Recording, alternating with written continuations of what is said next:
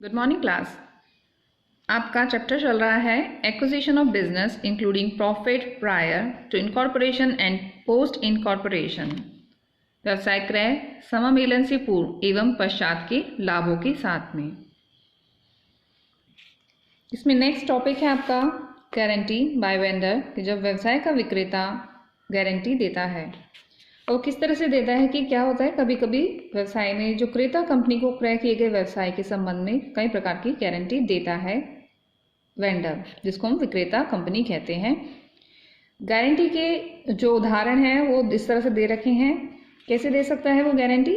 First है ए, देनदारों bills receivable से जो वसूली व लेनदारों देय पत्रों के भुगतान से संबंधित गारंटी।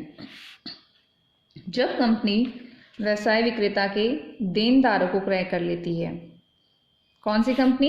The buyer company. जब कंपनी व्यवसाय विक्रेता के डेटर्स को खरीद लेती है और बाद में यदि व्यवसाय विक्रेता के देनदारों से गारंटी राशि में से कुछ राशि वसूल नहीं होती है, सपोज ये सॉल्व करके दिखाती हूँ मैं आपको।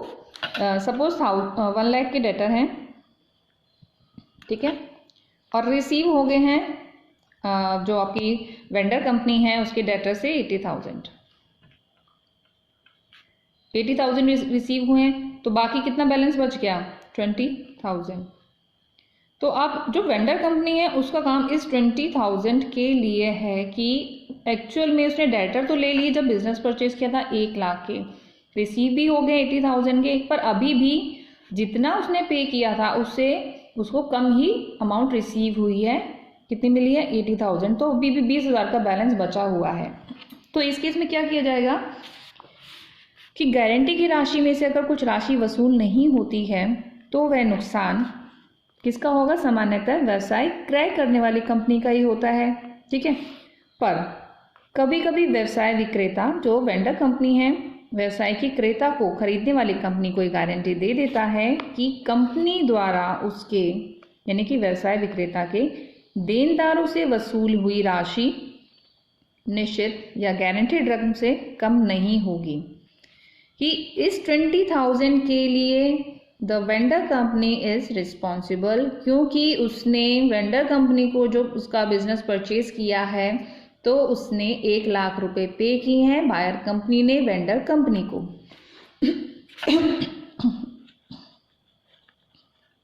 बायर, ठीक है, बायर कंपनी ने पे की हैं 1 लाख और वेंडर कंपनी को मिले हैं, ठीक है, 1 लाख रुपए मिल गए हैं, पर उसको जितने मिलने चाहिए थे अब 1 लाख रुपए, क्योंकि उसने बिजनेस परचेज करने के टाइम पे 1 लाख रुपए दे दी हैं और एक्चुअल में उसको 80,000 मिले हैं, तो वेंडर कंपनी क्या है, उसको गारंटी दे रही है बाकी के पैसों के लिए भी एक निश्चित अमाउंट गारंटीड रकम तय कर देती है।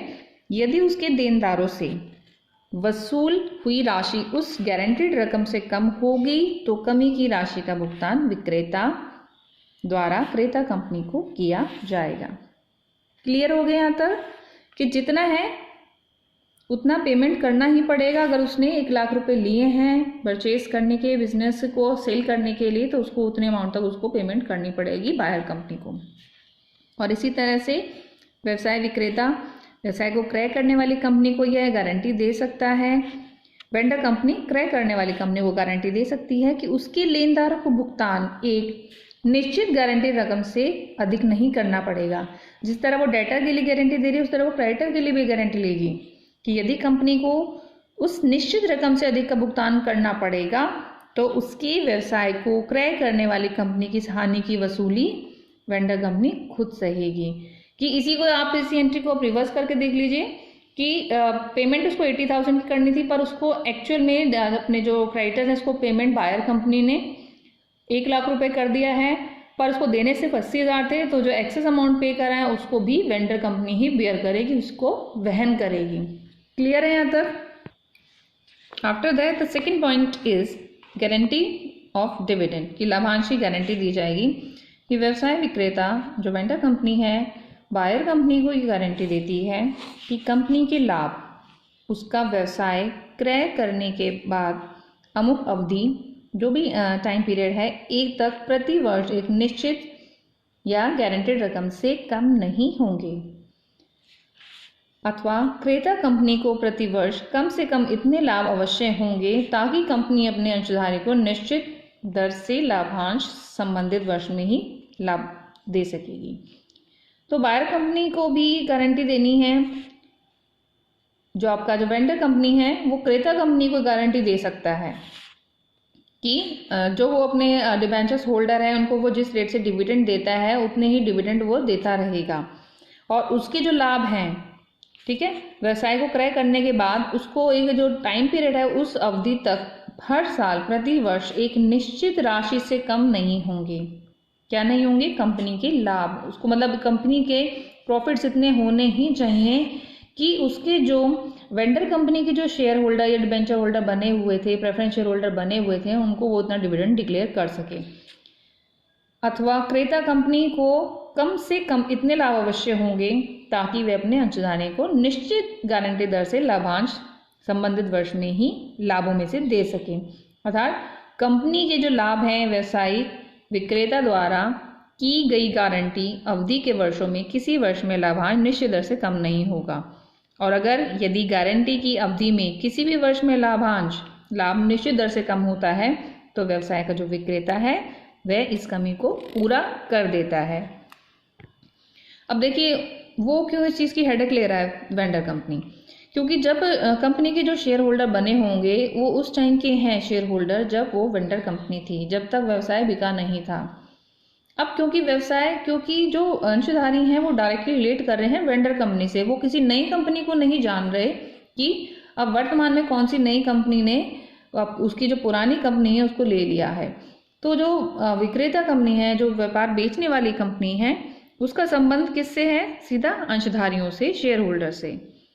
तो अगर कुछ उनको डिविडेंड नहीं मिलता है तो रिस्पॉन्सिबल विक्रेता कंपनी है, इसीलिए वो गारंटी भी दे रही है कि अगर, वैसे तो वो कोशिश करेगी कि क्रेता कंपनी इतने अपने प्रॉफिट अर्न करे उस साल में, हर साल में, कि वो अपने शेयर होल्डर को डिविडेंड दे सके, पर अगर नहीं दे पाती है, इतने प्रॉफिट अर्न नहीं कर पा रही है, तो वेंडर कंपनी की, विक्रेता कंपनी की ये ड्यूटी बन जाती है कि अब उसको वो डिविडेंड देने पड़ेंगे अपने डिबेंचर्स होल्डर, अपने जो शेयर होल्डर्स हैं, ठीक है।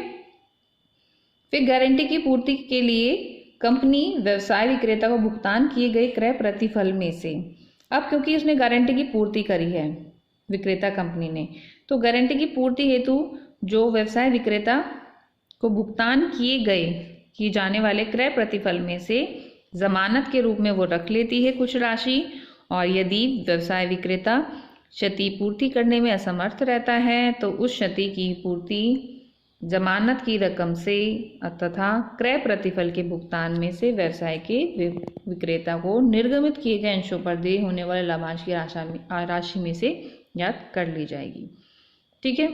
अगर वो कंपनसेट करने में असमर्थ हो जाता है, केपेबल नहीं है, जो वेंडर कंपनी है वो कंपनसेट करने में अगर वो केपेबल नहीं है, तो उसकी जो कंपनसेशन जो अमाउंट है उसकी अमाउंट और क्रय प्रतिफल जो भी परचेज कंसिडरेशन के भुगतान जो किया गया था बायर कंपनी ने वेंडर कंपनी को, उसमें निर्गमित किए गए अगर अंश हैं, अंशों पर देने वाले लाभांश में से वो उसको रिकवर कर लेगा। तो ये था गारंटी बाय वेंडर।